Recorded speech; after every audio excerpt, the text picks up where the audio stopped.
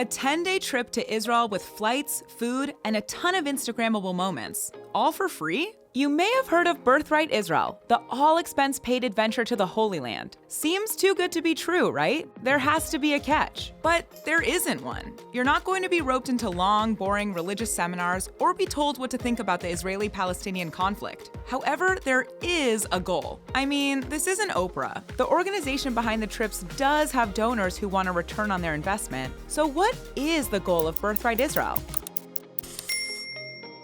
In the 1990s, polls in America and throughout the West confirmed what most Jews could see for themselves. Many young Jews were drifting away from Jewish life. They weren't excited about being Jewish or building Jewish lives. Jewish leaders called this the continuity crisis. While pondering this crisis, these leaders noticed that when they traveled with their families to Israel, their kids seemed far more excited about being Jewish. Recognizing how their own kids connected to their heritage in Israel but yawned in synagogue, they wondered if visiting Israel would have the same positive impact on others. That got them thinking, could they make trips to Israel more accessible? In the 90s, most young Jews had never visited Israel, especially not those living in North America, where the 11-hour-plus plane ride didn't come cheap. The polling at the time predicted that barely 1 in 5 American Jews would visit Israel at any point during their lifetimes. Two philanthropists took this all very seriously and brought other thinkers and leaders together to wrestle with the issue.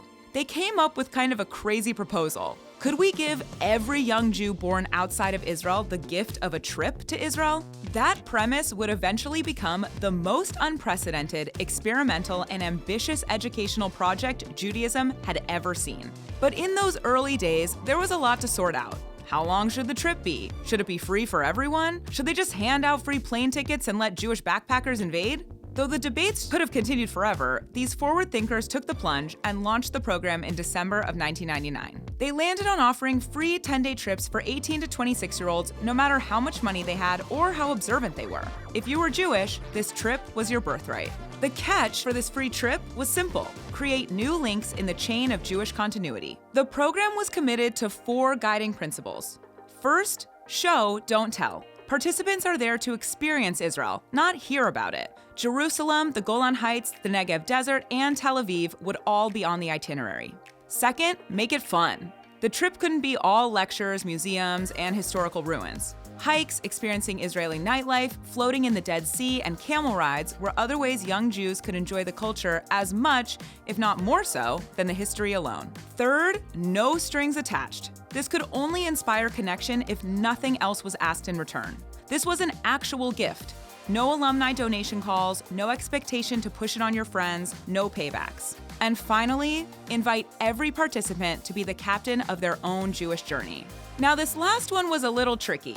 The trip would need to be set within certain parameters. Also, there would still need to be some sort of teaching aspect and a goal to foster connection. The experience would introduce them to the history and heritage of the Jewish people, the story of Zionism, the meaning of Jewish identity. But once teed up, each young Jew could follow through as they wished. Their solution was guided tours with 40 participants exploring the country together. In the past, group tours of Israel had been run by political organizations or religious groups with specific agendas. So Birthright Israel committed to offering nonpartisan, non-ideological, general introductory tours, using an approach tailor-made to fit this new generation. As they continued to grow the program and fine-tune it, themed trips were created to best fit each participant. These focused around interests such as food and outdoor activities, or ones that cater to specific communities like trips for Orthodox or LGBTQ+ participants, which foster a deeper connection to personal identity within the group. And after the 10 days are up, participants have the option to extend their return flight to have whatever experiences they choose. In the earliest days of the trip, the impact was immediate and apparent. Participants quickly learned that being in Israel meant Judaism was much more than just going to synagogue, observing Jewish holidays, or keeping kosher. Judaism wasn't some distant or abstract idea you learned about in Hebrew school. It was something real, something tangible. Wandering around the streets in Jerusalem or Tel Aviv, they had a feeling of belonging to a big, diverse, worldwide Jewish family. As one first-time visitor to Israel remarked, even when cab drivers say good morning or Shabbat Shalom to you, you don't feel it's just coming out of politeness. You feel that they care about you.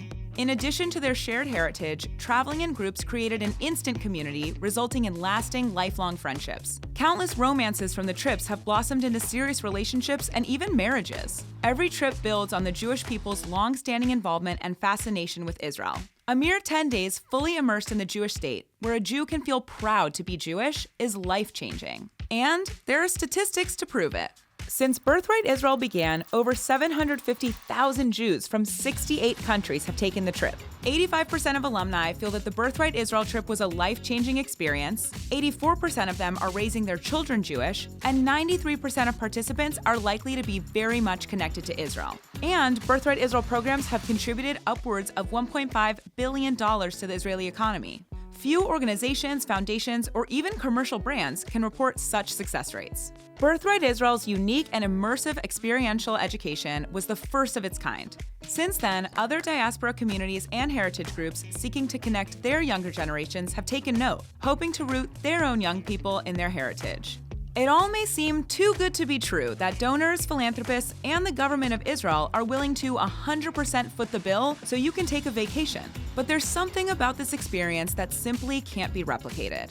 There's so much more to Judaism than Hebrew school, high holidays, and Manischewitz. If the only catch is the chance, not the expectation, that you'll learn a little about Jewish history and possibly form a connection to your heritage, then maybe it's a chance worth taking.